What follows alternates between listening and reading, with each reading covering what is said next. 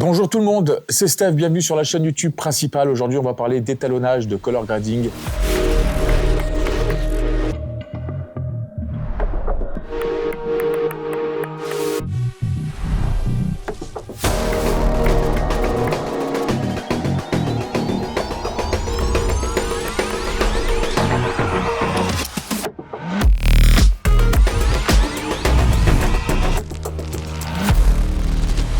Parler comment étalonner ces vidéos dans une simplicité déconcertante, c'est-à-dire que l'étalonnage, globalement, tout le monde a des techniques un peu différentes. Et là, sur cette chaîne YouTube, j'ai remarqué qu'il y avait des très débutants, il y avait des confirmés et des professionnels qui regardaient mes vidéos. Et souvent, on me posait la question, comment tu fais pour étalonner tes vidéos, que ça soit en drone, que ça soit avec une caméra simple, une action cam, etc. Donc, ce qu'on va faire dans cette vidéo, c'est que je vais vous expliquer, moi, comment j'étalonne toutes mes vidéos depuis le début. Alors, pas depuis le début, mais depuis au moins 4 ans, d'accord, depuis les époques de Paradex. Je vais vous présenter mon nouveau pack de lutte aussi, Spectra, qui est sorti, qui est disponible dans la description sur mon site internet holyshitfactory.com. Et on va parler un petit peu des différentes techniques pour étalonner ces plans, que tu sois professionnel, que tu sois amateur, etc. Alors professionnel, c'est un grand mot. L'étalonnage, ça a toujours fait beaucoup débat. Ok, il y en a qui étalonnent sur Resolve, il y en a qui étalonnent sur Scratch, il y en a qui étalonnent sur Lumetri, sur Premiere, etc.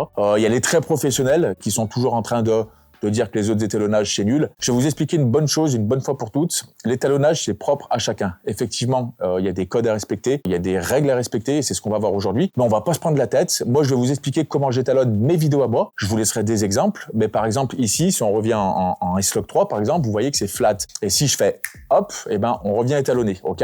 Donc, on va pouvoir donner une ambiance à sa vidéo en fonction de la musique, en fonction de l'étalonnage. On va pouvoir rendre les gens tristes, heureux, amoureux, en colère, etc. Les films d'horreur, enfin voilà, il y a vraiment des codes couleurs par thème. Et c'est ce qu'on va voir aujourd'hui. Si vous aimez ce genre de vidéos, ces petits tips un petit peu, voilà, sur la chaîne que je mets pour vous présenter un peu tout ça, n'hésitez pas à vous abonner, c'est hyper important. J'ai repris YouTube il y a pas longtemps.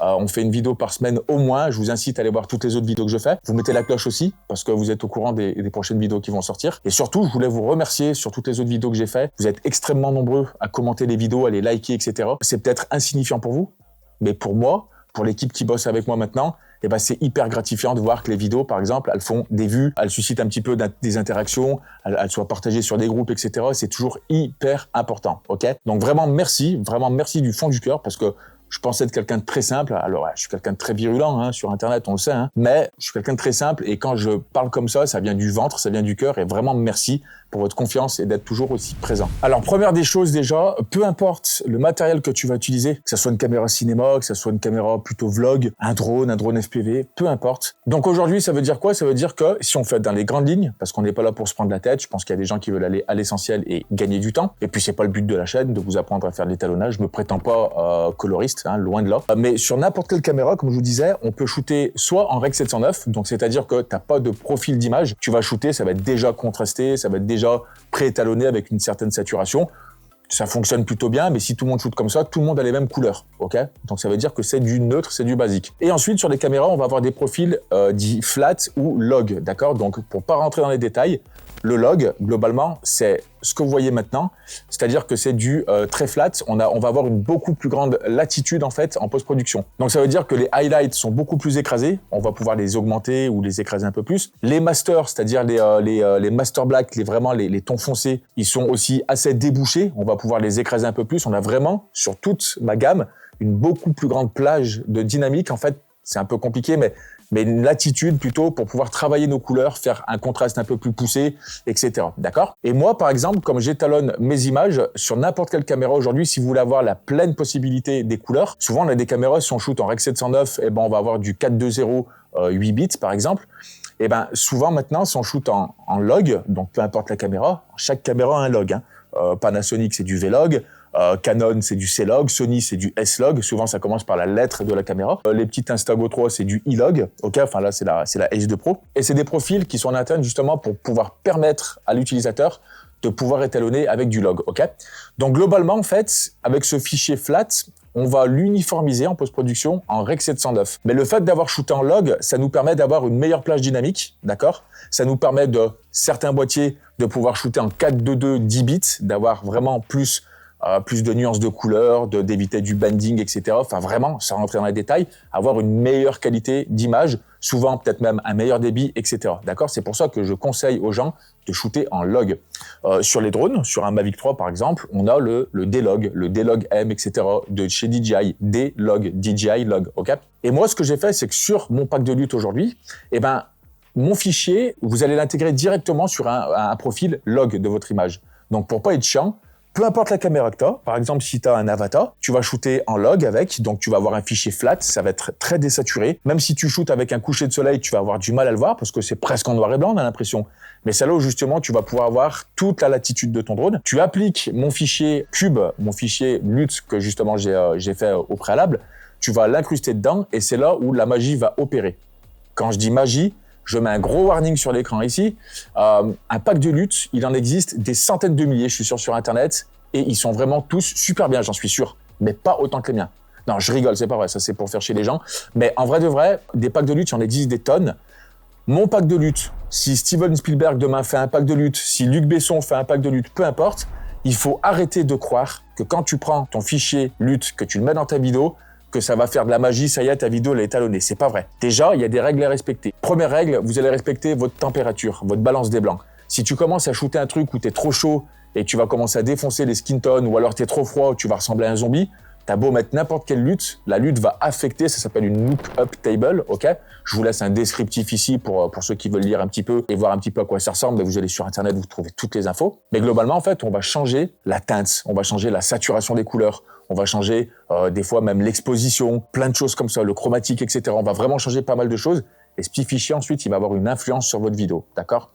Par contre, si tu fais pas un minimum de choses, c'est-à-dire que si tu joues pas sur tes contrastes, sur tes highlights, sur tes mid-tones, sur tes master black, comme je disais, sur les contrastes, les courbes, etc., quand tu vas mettre ton fichier, ça va pas être super beau. Ok, il faut faire attention à ça. C'est pour ça qu'on va se retrouver dans mon bureau pour vous montrer déjà un avant-après de mes vidéos au drone, par exemple, à quoi ça correspond. Mais aussi, et il faut vous le dire, tous les filmmakers, on a tous des techniques pour apprendre ça. On a tous des techniques d'étalonnage.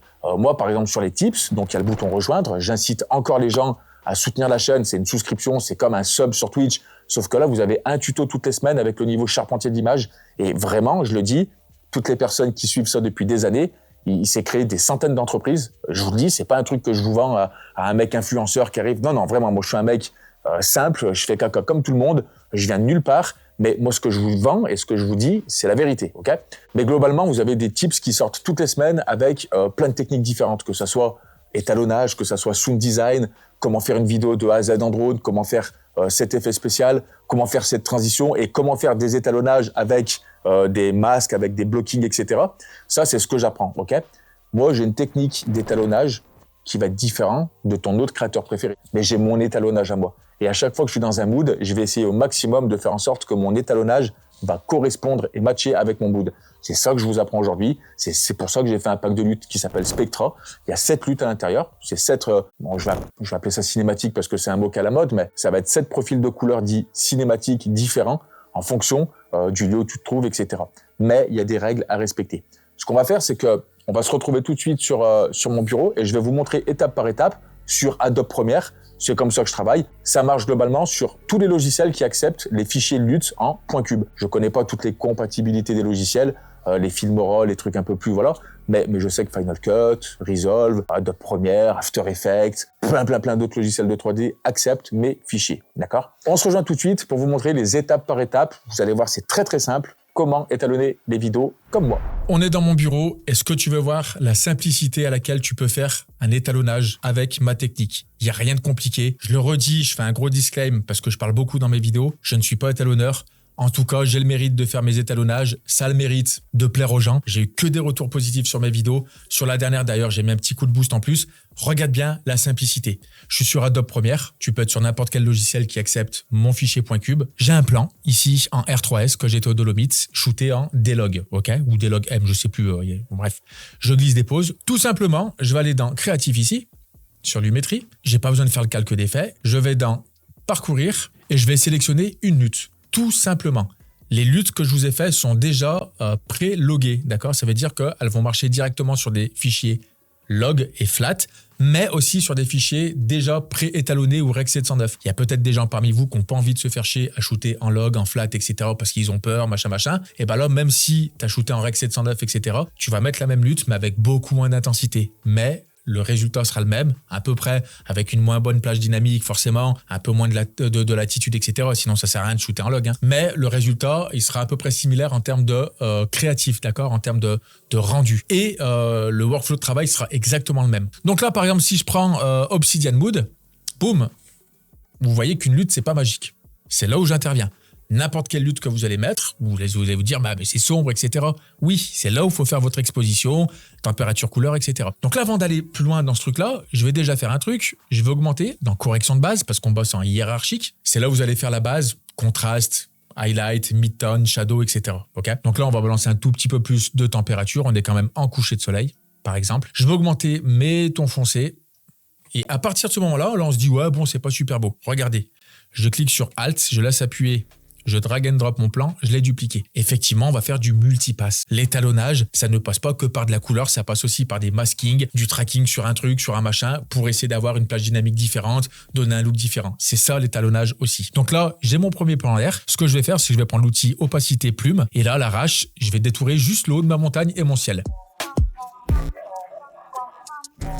Voilà. Donc là, je l'ai fait un petit peu à l'arrache aussi pour vous faire voir que même en débordant, peu importe le flacon, tant qu'on a l'ivresse. Et bien là, je vais retourner ici. Le haut, du coup, c'est mon ciel. Je vais pouvoir gérer en indépendant. Donc là, regardez. Bleu, rouge, bleu, rouge. Et bien là, tout simplement, hop, je vais réchauffer mon ciel. Balancer un tout petit peu plus de magenta. Il a la même lutte appliquée. Hein, c'est le même plan que j'ai dupliqué pour l'instant. D'accord ? Donc là, on voit qu'on ne voit pas trop de différence. Et bien là, tout simplement, si je veux, je vais commencer à baisser les tons clairs pour faire un truc un peu moins vénère. Je vais aller sur mon sol. Donc là, on commence à voir qu'on a une différence. Bah là, c'est tout con. Hein. Je n'ai même pas besoin d'aller plus loin. Hein. Je vais dans mon masque.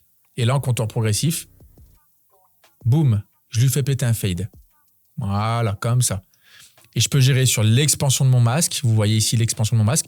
Je vais peut-être la descendre un tout petit peu à aller moins... Voilà, elle est à peu près à moins 9 ou moins 10. Là, c'est pas mal. Donc, une fois que j'ai fait ça, je clique ici en bas sur mon plan d'origine que j'ai étalonné tout à l'heure, pré-étalonné. Et bien là, regardez, je vais descendre un tout petit peu sa température. Peut-être même la saturation, on s'en fout un petit peu ici. On voit que c'est un peu bleu, on va pouvoir gérer ça après. Donc, je peux lui mettre un peu plus de vert, un peu plus de magenta. Donc, on va descendre peut-être un tout petit peu plus sur du vert, pas plus. Les tons foncés, je les augmente pour gagner un petit peu en plage dynamique. Et là, maintenant, regardez, je vais aller dans roue chromatique. Je vais descendre que les tons foncés. Je refais hiérarchiquement parlant, par-dessus cette vidéo, un master black par-dessus, ok ? Donc là, je vais le descendre ici, regardez, tac, encore un peu plus. Allez, peut-être encore un peu plus. Même encore un peu plus, j'aime bien quand c'est contrasté. Des fois même qu'on perde un petit peu d'informations. Voilà. Une fois que j'ai fait ça, c'est pas mal. Je reste sur mon sol ici, parce qu'on a splitté ici. Je vais aller dans courbe, dans teinte ou saturation. Je vais color piquer, par exemple, ce bleu-là qui peut peut-être des fois déranger. Il s'affiche ici, d'accord, vous le voyez. J'appuie sur Shift pour rester sur la même ligne. Et là, bah, regardez, je le descends un petit peu. J'enlève un tout petit peu de bleu. Voilà. Franchement, regardez, j'ai même pas besoin de faire tracking. Je suis sûr, ça se voit même pas. Alors, il faudrait, hein, si je commence à faire un gros tilt, mon ciel, il va aller avec. Hein. Mais là, regardez, en 2 secondes, regardez mon plan, à quoi il ressemble en 2 secondes. Si je vous fais le avant-après, vous allez vite comprendre. Tac, regardez. Voilà, en 2 secondes. Ça, je te le mets en vidéo. Alors, faites attention ici à votre masque, hein, parce que c'est ce qui va se voir en premier. Hein. Mais là, par exemple, il n'y a pas de souci, mais faites-le bien suivre. Hein. Mais là, par exemple, je vous fais voir un plan comme ça sur ma vidéo. Personne ne fait la différence. Tu mets un bon sound design, une bonne musique et ça dégage, c'est top. Je vais faire un clic droit, je vais faire nouvel élément, calque d'effets. Et là, par exemple, par-dessus, sur toute ma séquence, dans créatif toujours, je vais mettre une Magic Pass. La Magic Pass, ça va te faire un pré-boost de contraste en fait. Magic Pass 1, tac. Là, on voit que si je fais avant, après, on a ça vient cruncher mes masters, ok? Donc, on a un truc qui est beaucoup plus boom, tu vois, crunché, d'accord? Ça fonctionne bien, hein? Ça me ressort un petit peu les couleurs, ça met un petit peu de pop, d'accord? Si je fais le pass 2, et ben le pass 2, regardez ce qui se passe. Ça vient écraser mes masters, mais ça les remonte en seconde passe. Ce qui fait que même si je les écrase, on va avoir un mini côté légèrement laiteux sur ma vidéo. Ça, c'est super à la mode en ce moment aux États-Unis. C'est d'avoir des master black hyper écrasés, mais de les remonter derrière, de ne pas les laisser à zéro, de les remonter au moins sur 10 pions ou 15 pions. Et ensuite, bah, la troisième, elle doit être encore un peu différente, ça doit être un peu plus contrasté. tac, voilà. Donc je descends ici, je monte ici, et ben là, il faut trouver un mix qui peut bien marcher. Et ben là, voilà, en 2 secondes, et ben vous avez votre avant-après. Et pour les fichiers Rec 709, eh ben, il n'y a rien de plus simple. Quand tu vas sortir ton fichier de ton Mavic, de ta FX3, de ton Canon, du boîtier que tu veux, de ta GoPro, de ton Action Cam de chez Insta360, DJI, peu importe, si tu as shooté en Rec 709, tu vas appliquer ma lutte, sauf que tu vas mettre beaucoup moins d'intensité en créatif. Au lieu de la mettre à 100%, tu vas la mettre à 15, 20, 25% en fonction des conditions d'éclairage, des lumières que tu auras appliquées, etc. Mais rien ne t'empêche, et c'est obligatoire, de regérer derrière la température et la balance des blancs, peut-être la teinte, la saturation, les shadows, les highlights, descendre un petit peu les contrastes pour remonter un petit peu les détails dans les noirs et dans les blancs. Donc vraiment, il y a un vrai travail derrière, mais la méthodologie de travail, elle est juste ici. Et ensuite, une fois que tu as fait ça, je vous laisse des exemples à l'écran. Et tu vas pouvoir faire des étalonnages comme ça. Donc là, vous voyez, on shootait avec un R3S, c'était flat. Et boum, on a des couleurs qui sont vraiment judicieuses. Quand je sais quoi masquer ou non, je peux changer la température du ciel, je peux changer un petit peu la chaleur du sol, etc. Faire un truc un peu plus smoothie, etc. Donc voilà, c'est vraiment le but de l'étalonnage, c'est de jouer en fonction de votre mood et en fonction de ce que vous voulez rendre à l'écran et en fonction surtout de l'état d'esprit général de la vidéo. Donc les amis, pour résumer, le pack est disponible holyshitfactory.com. Alors, il y a un pack bundle que je réunis en fait tous les autres packs de luxe que j'ai fait. Donc il va y avoir l'ultra ciné, ils y sont tous, celui de l'Avatar, j'en ai mis déjà 2 ou 3. Donc pour ceux qui veulent tous les attraper, je vous ai fait une réduction sur le pack complet. C'est ce qu'on appelle un Master Bundle Pack. Okay, et le pack Spectra, il est tout nouveau, il est sorti depuis la semaine dernière. Ceux qui étaient à l'affût sur le site internet, ils l'ont chopé avant tout le monde. Mais il est disponible, le lien, il est dans la description. Je sais même plus à combien je l'ai mis. Au pire, d'une phrase... Ou 35, je crois que c'est 35. Non, on va la laisser cette phrase. Non, je veux que les gens t'entendent, Manon. Vous pouvez vous abonner, mettre la cloche. Non, ça fait plaisir. Si tu veux pas l'acheter, si tu veux être au courant des nouvelles vidéos, ça par contre, tu peux le faire. Globalement, qu'est-ce qu'il faut pas faire en étalonnage? Les trucs surcontrastés où on perd vraiment des informations dans les masters, ça sert pas à grand chose. On appelle ça le syndrome, on va dire, indien. Souvent, les jeunes filmmakers indiens, et c'est une réalité, quand ils font des films ou ils essayent de faire des petits courts-métrages, ils contrastent à mort. On a les cheveux on a plus de détails dans les cheveux, etc. Ça, faut éviter. Faire des trucs trop orange style, donc les chairs trop jaunes, et le reste trop bleu, faut faire attention aussi. Faites attention à ça. Pareil aussi, faites attention à l'exposition générale entre le sous-ex et le sur-ex. C'est irregardable. Il faut vraiment avoir un truc homogène. Donc, quand vous shootez, faites bien attention. Mettez des zébras sur vos drones, sur vos caméras, à 75%, même si tu veux pas non plus être dégueulasse en termes de highlight pour pas trop que ça soit vénère. Et la plus grosse des règles, votre température couleur. Changez-la, mettez-la pas en automatique. Tu peux avoir de la merde. Tu filmes une pièce qui est bleue comme ça, tu sais que ta température couleur et ta teinte va changer dès que tu te remets sur une autre pièce qui va être orange. Donc faites attention, vous perdez peut-être 10 secondes à changer votre balance des blancs. Mais je vous jure que ça fait la différence après, surtout sur les skin tones et le reste. En tout cas, je vous remercie vraiment du fond du cœur d'avoir suivi cette vidéo. Si vous l'avez aimé, vous mettez un petit like, un petit commentaire pour me dire un petit peu ce que vous en avez pensé. Je le redis, je suis pas le roi de l'étalonnage, mais en tout cas, j'essaie d'améliorer mon travail de jour en jour. Merci aux personnes qui vont souscrire, qui vont rejoindre la chaîne. Vous avez plein de petits avantages et tout. C'est cool quand je fais des lives. J'ai les petits logos, les petits trucs comme sur Twitch. Enfin voilà, c'est les petits trucs à YouTube. Je vous dis à très bientôt. J'ai envie de vous dire de rester vous-même, soyez vous-même et surtout, soyez créatifs. Peace.